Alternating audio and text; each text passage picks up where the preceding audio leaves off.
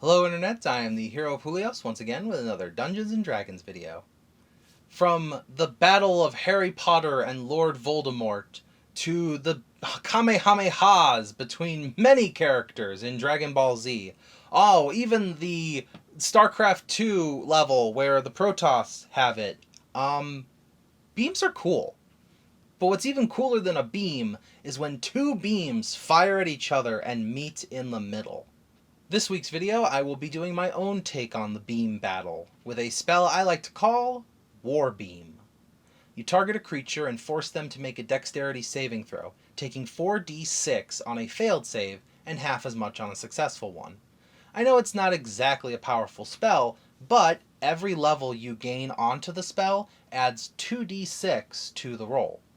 If you cast this at 9th level, that is a whopping 20d6 of damage, and it is force damage, so not a lot of creatures are typically immune to that. But, what's more important, is if the creature you are targeting also knows this spell, they can use their reaction to cast it back at you.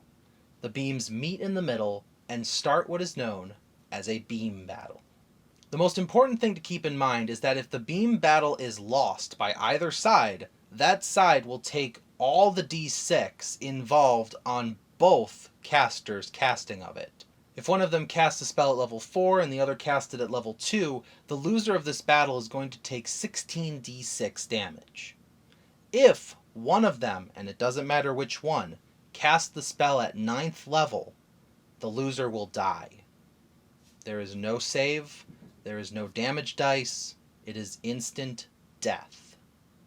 Which makes this a very risky spell, especially for the enemy wizard who probably doesn't have a cleric on his side. If both casters have cast this spell at the same level, the beam battle will start at 0 points. However, if one of them were to upcast and fire the beam at a more powerful level, the beam will start in their favor, depending on the difference between what levels were cast. For example, if I cast at 3rd level and the bad guy cast at 4th level, the beam will start 1 point towards me. Once the points have reached 10 points to whichever side, that side has lost and will take the brunt of the damage.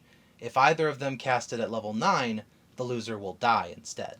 Now I know what you're thinking. Hey, my players are just going to beat the crap out of the big bad while he's casting this beam against the party wizard, right?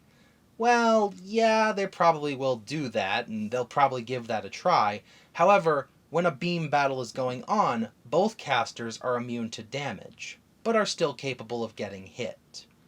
Once per round of combat, when a creature who is casting the beam gets hit, they will have to make a concentration saving throw. If they fail the concentration saving throw, the beam will move 1 point towards them. The DC for this is 10 or half the damage they would have taken. While they will not be taking any actual damage to their HP, hitting them hard enough will cause the concentration loss needed to push the battle in the favor of the ally. The reason I am making it once per round is, yes, I know the other party members could hit the bad guy, but what's stopping the bad guy from having 16 kobolds take swings at the player? You gotta think of these both ways when you're making these kind of rulings. Now I know what the next step is going to be while all this craziness is going on. These two giant beams are meeting in the middle. The party barbarian is going to take a look at that giant arcane force in front of him and think, I'ma touch it. Well, if they do touch it or end their turn in the midst of the beam, they are going to take force damage. And this force damage ignores resistance and immunity to force damage.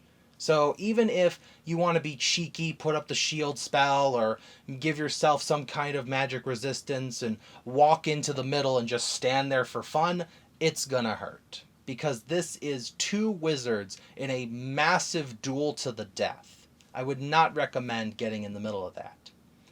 I would, however, recommend taking the evil wizard's minion and tossing him into the beam because that might be easier than trying to hit the dang thing.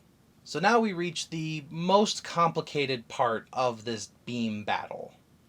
When you start at 0 points or whatever points are determined, how do I push it over to the other guy? Both wizards can use their action to push the beam towards their opponent. Now, obviously, what's going to happen in this, in a 1-to-1 ratio, is one's going to push, then the other's going to push, then one's going to push, then the other's going to push, and it's just going to be a never-ending cycle.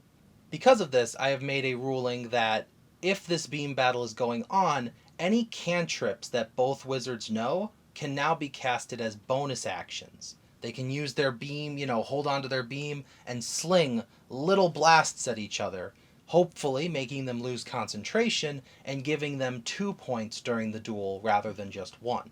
If they find their beams in a surplus of points and a bunch of annoying gnats around them, they can cast a leveled spell as an action.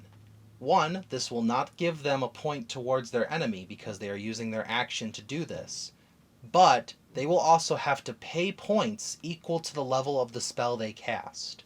If they want to cast, Thunder Wave to push enemies away from them, to stop them from hammering onto him and making him do his concentration checks, he is going to have to take that level of points away from his own beam. The other side of the coin is helping your friend. For example, maybe the rogue in the party knows a little bit about magic. He has a little bit of arcane knowledge. If he goes over to the party wizard and helps him push the arcane energy towards the enemy, he can make an arcana check versus the opposing wizard's DC. If he beats the spell save DC with his arcana check, then that will be an additional point towards the enemy. This is a great way for the other players, even the ones who don't know a lot about magic, to try and help the wizard or any other caster push back in this battle to the death. The beam battle is a very cool thing to see, and yeah, it's only going to kill one person if they lose, and maybe it'll be something against the big bad, but the range of the spell, the things protecting the big bad, the things protecting the good guys, the way it all works together creates a very theatrical spell. I would say when it comes to actual practicality, it's just a really, really strong witch bolt. But in terms of theatrics, this can be an entire event rather than a final battle. So I would recommend considering this in your next campaign. Maybe not against the final villain of the story, but maybe a side quest villain, or perhaps a enemy or a rival at a school when it comes to playing the Strixhaven campaign.